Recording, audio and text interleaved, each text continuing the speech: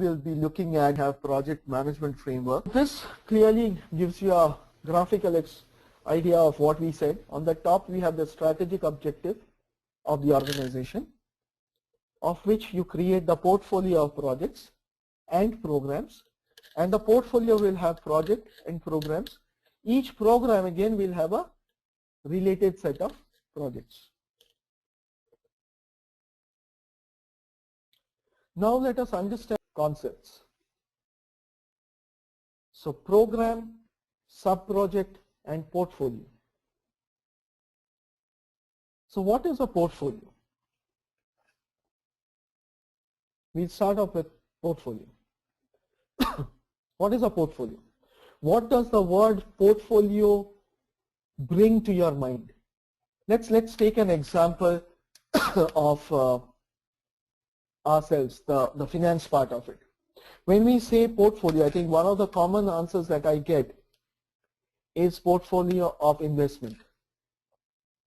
Now why do we invest?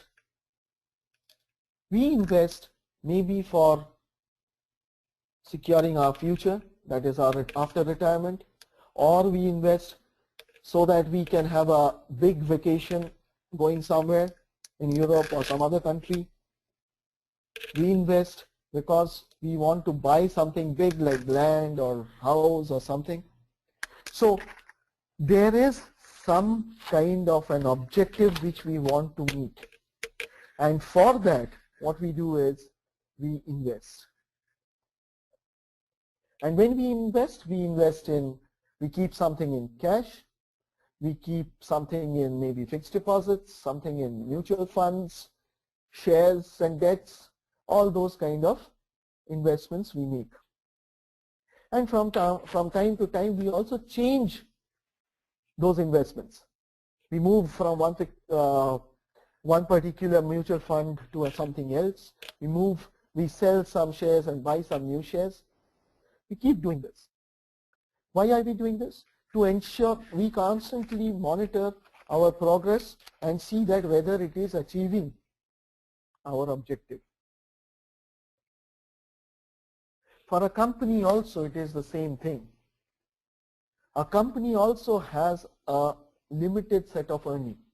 That limited set, like for us as an individual, our earning is our monthly income.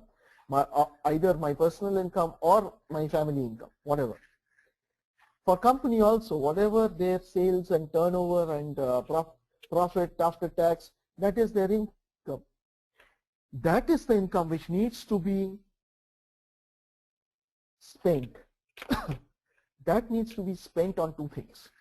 That needs to be spent on new projects on one part, and that needs to be spent on the ongoing running of the organization, that is operations. So if you give too much to operation, you have less for new projects. If you have too much to new projects, you don't have operations. Portfolio management is the activity where you will try to balance between the two, and hence that is a particular process by which, number one, you identify the new initiations or ideas that comes for projects, justify that, and finally decide which are the ones which will go into the project.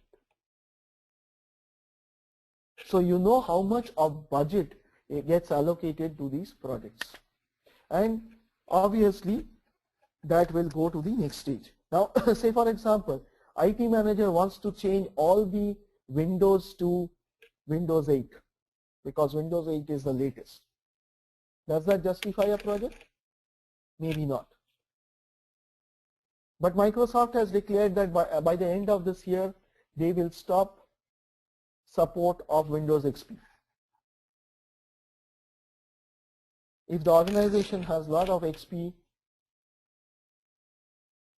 machines with them, then definitely this is one mandatory requirement of operations or mandatory requirement for IT manager to decide on a project of changing all the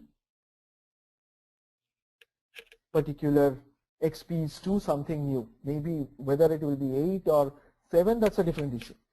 That can be part of an activity in a project.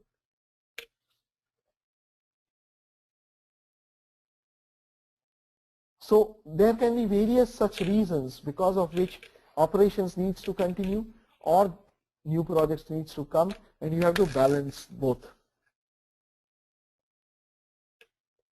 Portfolio management, what also does is, once the project is live and is executed, for each project we are all used to a term called business case. We create a nice presentation where people talks and presents the business case saying that this is what we will benefit out of by getting this project.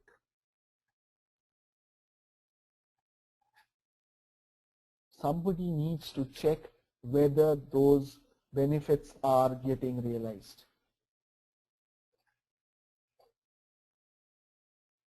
That benefit realization can be tracked only once the project is complete and is handed over to operations. So operations will then start feeding for each of the project whether it is meeting the business objectives for which it has been done.